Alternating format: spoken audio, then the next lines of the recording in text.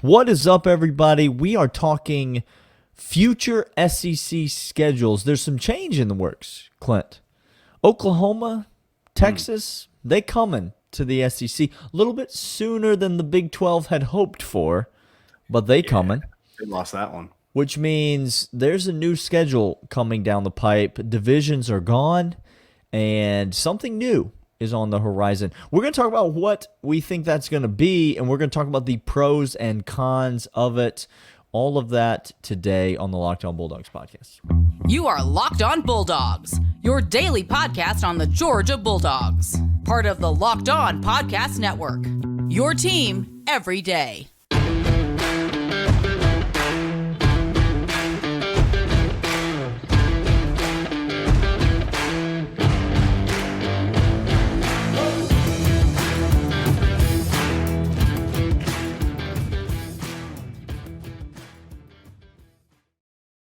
Welcome back, everybody. This is Locked On Bulldogs, part of the Locked On Podcast Network, your team every day. Today's episode is brought to you by LinkedIn. Post the job, find the employee that you need for your job right now at LinkedIn. More on them in a moment. We are talking SEC schedule and 2024 being a massive, massive change within the football landscape. Many of you are not prepared for it. This just in. Oh, yeah, there's an expansion as well on the horizon, which means Georgia and Kirby Smart will always be in there every year. Shame on you. Playoff expansion. Playoff expansion, yes. Right. Not as well as SEC expansion. Playoff expansion and SEC expansion. 2024 is coming. We're going to talk three things today. We're going to talk about what we like or maybe don't like about the 3-6 rotation that is proposed, or maybe some other alternatives. We're going to talk about who those three likely teams are that will be playing every single year, the rivalry games in the SEC, since there will not be different divisions. There will be the SEC, East and West gone. And then maybe some downside. What are some fallout ramifications from it? And so, Daniel, let's start there. The proposed, or they're not even proposed. It's all conjecture at this point. It's just wild speculation. We just out here wilding, y'all. Nobody has a single clue. Sankey ain't going to tell nobody what he up to. Okay, No, he don't care. He's the most powerful man in college football. So that's right. He owns college football. He's just going to do his thing, and we are going to wait until he decides.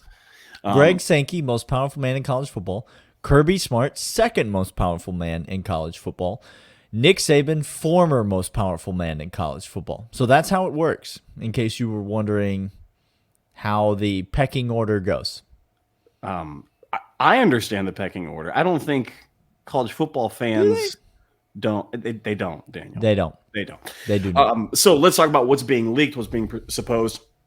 There's a possibility of a 3-6 rotation, meaning within the SEC, you will play three permanent teams on a yearly annual 9 basis. conference games to start with. That's the first change. Instead of 8, we go to 9 conference games. 9 conference. So that means one of the non-cons that you had scheduled throughout the year gone out the window. You go to 9 total, 3 of which will be a permanent rotation each year of home and away between you and another team. That's right. 3 of them.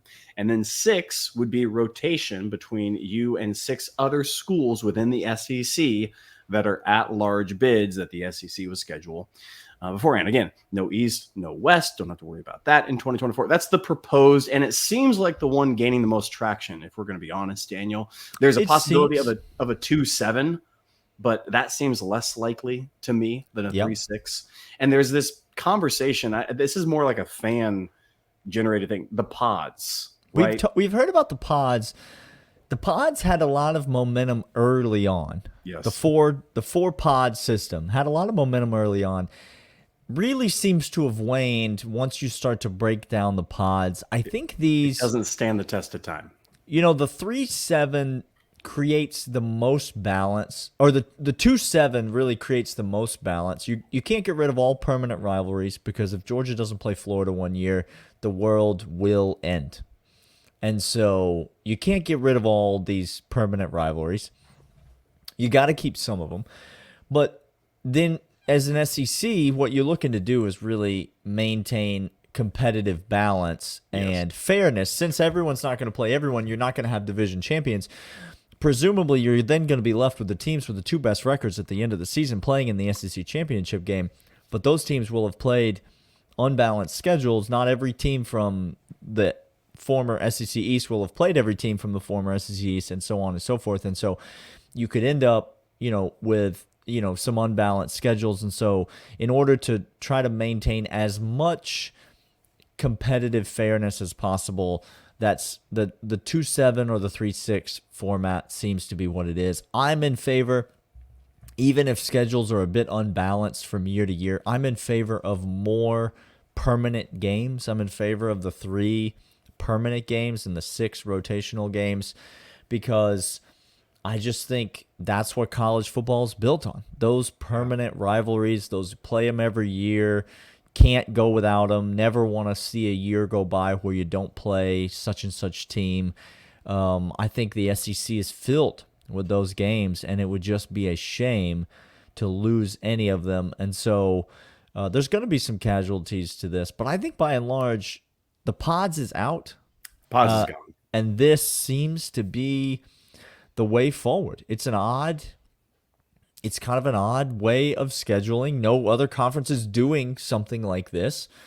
But I think as you see conferences get bigger and bigger, this seems to be the way forward. And so it's interesting to think about and to sort of go through some projections and look at what a potential season for Georgia could look like under some of these scenarios. And I guess that's what we'll talk about in the second segment, what we think the 3 most likely teams will be to play every year. But it could present some really interesting scenarios moving forward for Georgia.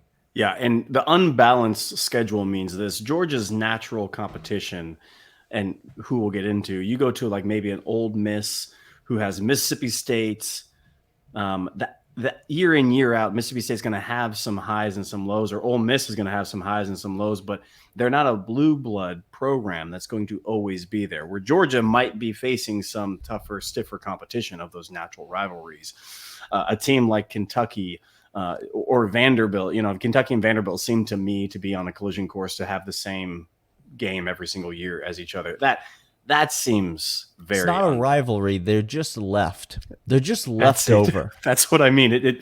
Yeah, nobody cares. I'm sorry. Wait, are we talking about Kentucky's football team, or are we talking about Kentucky's basketball team that's just the leftovers? No, they got left. They got left by Roberts and Mike White and the Georgia basketball team as they that's fascinating. Ran over them for a huge So it's win. almost as if it's just like football. Is what you're saying. The same. Oh, I see. Interesting. Just fascinating how that worked. We're going to come back after this, and like we said, we're going to talk about the 3 likeliest teams that Georgia has to schedule on a permanent basis within the SEC. But first, I want to let you about LinkedIn. Yeah, we do. Right now, LinkedIn is hiring the jobs that you need for your business. A small business owner or hiring manager, you know that success in 2023 all depends on the team members you surround yourself with. That's why you have to check out LinkedIn. I'm sorry. Say it again. We're locked on LinkedIn jobs. With LinkedIn jobs, you can hire qualified candidates more efficiently by matching open roles with people who have the skills, values, and experience to help you achieve your goals. LinkedIn Jobs helps you quickly attract qualified candidates to your open jobs with targeting tools. They can go beyond resume data by using insights from your job post, company, and their just get this. This is a new number, 875 million member profiles to put your post in front of the most qualified candidates. Right now, LinkedIn Jobs helps you find the qualified candidates you want to talk to faster. Post your job for free. LinkedIn.com/lockedoncollege. That's LinkedIn.com/lockedoncollege to post your job for free. Terms and conditions apply. He got there, ladies and gentlemen. LinkedIn, locked on. He got there. It's not the easiest ad read that's ever been given to him. But he got there. LinkedIn, the king, or should we say queen of hiring. They do all of it. Look, they do it all. My mother has hired plenty of queens from LinkedIn. When you are working closely with someone, shared values, I liked what you said. Shared values are important, and that's why LinkedIn is the people we trust. Now let's talk about the values of the Georgia football program. Winning, Daniel, is a value. Winning. That's it. And we've done that. We continue to do that. We continue, and we will continue to do that. Tennessee fans are out here just weeping that they might have to play Georgia every year and Alabama every year because they don't want the smoke, Clint. Because they don't want it. When you say you're a big boy and then you step up to the table and you say, "Great, big boy, show me what's going on, and jump into the arena. And then they say, well, hold on. It's too tough for us to be playing all of you big boys all the time. No, That's what hard. you wanted. It's too hard. It's too Tennessee hard. basketball also on a 2-game losing streak. So we're talking most likely if there's only going to be 3 teams in the SEC that Georgia's going to play every single year. Right. Who are they going to be, Clint? And we'll start with the most obvious. It's got to be Florida, and I'll just go ahead and lump it in. It's got to be Auburn. It's got to be Florida, and it's got to be Auburn. Be and these are non-negotiables to me. It's the Deep South's oldest rivalry. It is to me, it is the best, most fun cross-division rivalry in the entire SEC. It's better than Alabama, Tennessee, the absolute beatdown that has been for the last 2+ decades, with Tennessee finally getting a win because of a missed field goal by Alabama last year. And penalties that I've never seen racked up until the Super Bowl this last weekend. Well, it was a Nick Saban coach team, and so penalties are going to come with it because he's undisciplined and old. Yes. So it's the best cross-division rivalry. It's the Deep South's oldest rivalry. It's not the best rivalry in the SEC because you've got the Iron Bowl, you got Georgia, Florida, you got these games, but it is a game that you absolutely cannot lose. This is the easiest one. Again, Greg Sankey is going to be pitting competition for competition. He's going to be getting viewership, and if you want viewership, Georgia-Auburn is viewership. Now, just imagine, this is, again, how it plays out scheduling-wise. Imagine if you have the Iron Bowl 1 week, and 3 weeks later, you have Georgia-Auburn. And in between that, you get Ole Miss, Mississippi State. Yeah, it's everything that you want. It's not everything Auburn wants. I promise you that. But again, these are the games that you have to keep. And then obviously Georgia, Florida. There can't be a season where Georgia doesn't play Florida. And so I think those two are obvious. If you do a 2-7 format, though, that means we done. That's it. And now every year you have a rotation of all those other games, and you're not playing each opponent each year. And more importantly, you're not getting any other team at Sanford Stadium for a span of up to 4 years. You could have a span of up to 4 years between games for Tennessee, South Carolina, Kentucky, Alabama, Texas, Oklahoma, Ole Miss, all these, LSU, all these teams, span of up to 4 years before you get them in Sanford Stadium. Now, obviously, the current format, it's a lot longer than that, right? Yes. I mean, we don't play these SEC West teams hardly ever, and so it actually will create a little bit more regularity with a lot of teams. And I think that's what's exciting to me about the schedule is that we're going to get to see teams like LSU more often. We're going to get to see teams like Texas more often, who are definitely not going to be Georgia's permanent opponents, but we're going to get to see them every other year, and we'll get to see them at home every 4 years. Who do you think, though, Clint, is the most likely contender for that third spot? And to me, there are 2 teams, and I'm fascinated to hear which one you think it'll be. This is really interesting because I think what plays into this again, Greg Sankey is the most powerful man in college football. The second most powerful man is Kirby Smart. And I think with this realignment that's going to come, Greg Sankey is going to get input from coaches and ADs. This is not going to be him alone with this. I think so. If that's the case, you named the 2, and while Florida is down, Billy ain't going to be there forever. Okay? No, Billy will get fired, and Florida might hire a coach worse than him. Who knows? They might hire a 2-time Sun Belt champion to be their next coach. You can't take that from them. They might hire a 1-time MAC champion to be their next coach. But then what happens when Shu is going to be rumored to take the job, though, Daniel? Well, he would turn it down. Oh, okay. Okay. Well, that's simple. Yeah. So Florida's not going to be down forever. That's your point. No, this is my point. Florida's not going to be down forever. We'll be down in the short term. They're going to get recruits back. They always do. They're going to find their spurt. Auburn is, again, this is a blue blood. Okay, guys, this is a team that has done things in the past and will do things in the future. I have no doubt about that.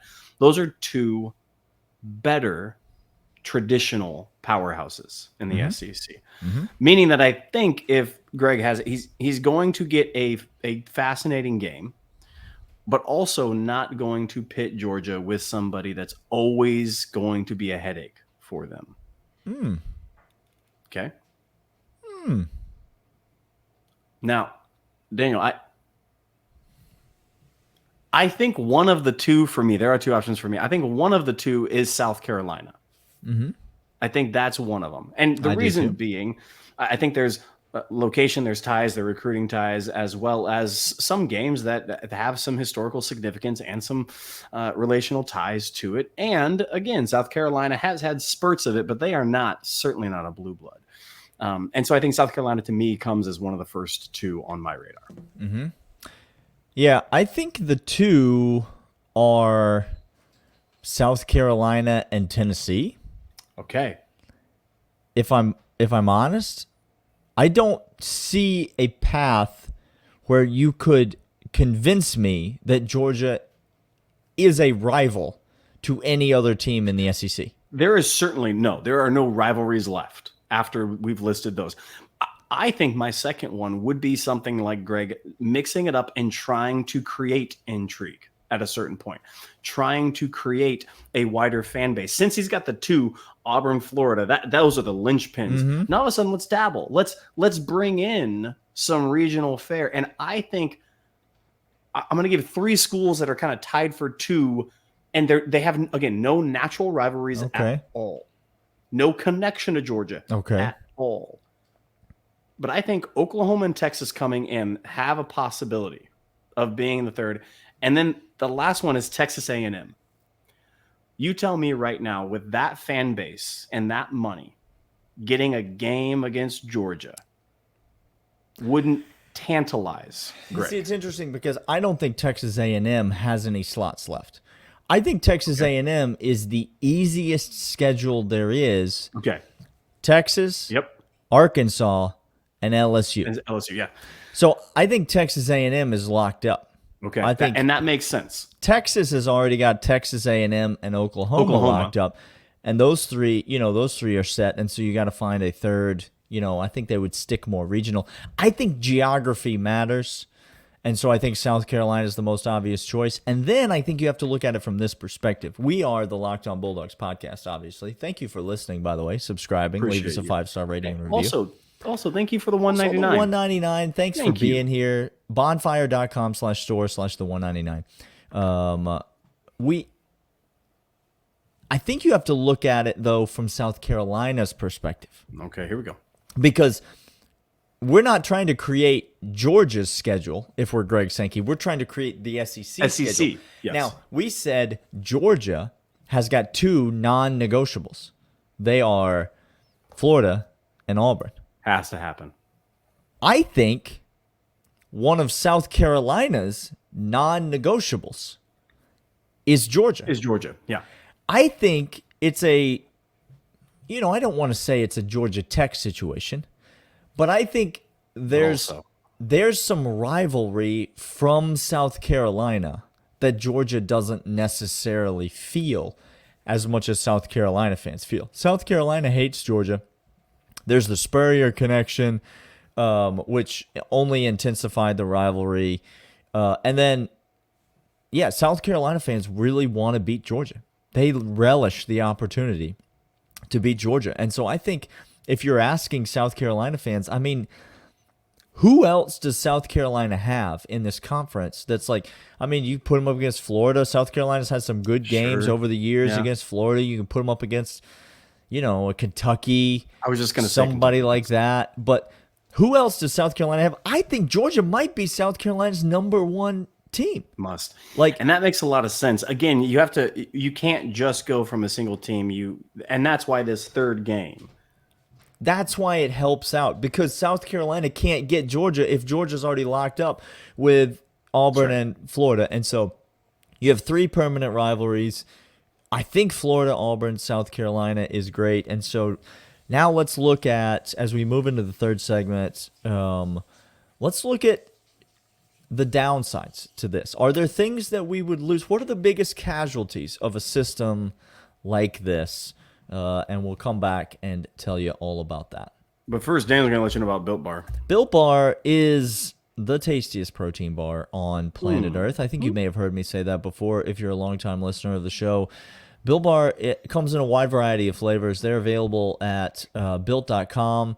They've got energy supplements. They've got protein supplements. They've got all sorts of things, but the product they're best known for is the best tasting protein bar, the protein bar that tastes like a candy bar. Wide variety of delicious flavors, all made with 100% real chocolate. They've got fruit flavors. They've got nut flavors, caramel flavors. Some are crunchy, some are chewy. It doesn't matter. Whatever you like, Built Bar has got it. And right now, you go to built.com, enter the promo code LOCKEDON15. You get 15% off your order. That's built.com, enter the promo code LOCKEDON15, or you can get them at Sam's Club. I think you can get them at Walgreens now. Look for them wherever you get high quality food products. Built Bar, the best tasting protein bar on planet Earth. All right, so what are the downsides of this potential 3-6 rotation? We teased it before. Loyal third segment listeners, this is where we turn very, very old hens, as some on Twitter have called us, which I ain't mad about it. I ain't. Whatever. You know me. You've seen me. Say something insulting if you want me to be insulted. Because so far you're not saying much. No, and they didn't mean to be insulting. They meant it in all due kindness. So the potential of the 3-6, and I think I'll start here. One of the potential downfalls of this rotational aspect is that you are locking yourself in to teams, to having no trend be able to influence an SEC. When you have these three teams and you're locked in like that, if a team owns some other team and they're on a heater, you're going to be locked into that for some time. You're screwed. And I know with divisions we had that, but with divisions, there's enough of an influx of teams. There's enough transition within teams that the average, the mean, kind of settles down. sure. But if you're telling me Georgia goes up against Auburn and South Carolina and Florida for the next 3 years, okay, 9-0. 9-0 is that record for the next 3 years? Oh, that doesn't seem so Now, competitive. name 3 other teams in the SEC, and I'll give you the record. Because we just gonna keep on that Recycle rolling. it. I think with the 3-6, the 6-team rotation does not give the SEC. One of the potential downfalls is enough breadth. Like you had said, you very, very, very articulate said, you get one team in Athens every 4 years. Mm-hmm. And that's a loss. When we talked before about the 2-2 switch off, the cross division setup each and every year, it's a loss. It's a loss, and that team is Tennessee. It's a loss. It's the Georgia-Tennessee game is the loss for Georgia. It's a loss for college football. It's a loss for Tennessee. It's a loss for Georgia. And right when Tennessee is starting to come up, it's a loss for casual fans. Yeah. Tennessee is not going anywhere. We make fun of Josh Whipple a lot. Dude can coach. But Tennessee's not going to go anywhere. They're never going to play defense, but they're never going to go anywhere either. They got the money, they got the tradition, they got the alum, and they got the coach that they want. They are here. Yeah, and it's a loss that we only get to see them in Athens once every 4 years. It's a loss that we only get to go play in Neyland Stadium once every 4 years. It is a loss that Georgia and Tennessee will not play every year. Beginning in 2024, I suspect, that we will be entering a time in which Georgia and Tennessee, either in 2024 or 2025, won't play a football game against each other unless it's in the college football playoff. Now, that being said, I think the second biggest loss would have been the unbalanced schedules and the, quote unquote, unfairness of who gets to play in the SEC championship game. Sure. The lack of fairness of what teams had to play what schedule, and they went 7-2 against a brutal SEC schedule. That's right. And another team went 8-1 against a gravy SEC schedule, and now one team's left out of the SEC title game, one team gets into the SEC title game. I think that would have been the biggest downside to this system. What's coming with 2024? But in 2024, when this happens, we also get college football playoff expansion. And guys, you just got to think differently about college football. You do not have to make the SEC championship game in order to make the college football playoff. You don't have to do it. You don't even have to be Alabama and miss the SEC championship game to still make the college football playoff. Anybody could miss the SEC championship game and still make the college There will be playoff. 4 teams that don't make the SEC championship game and still make college football playoff, Daniel.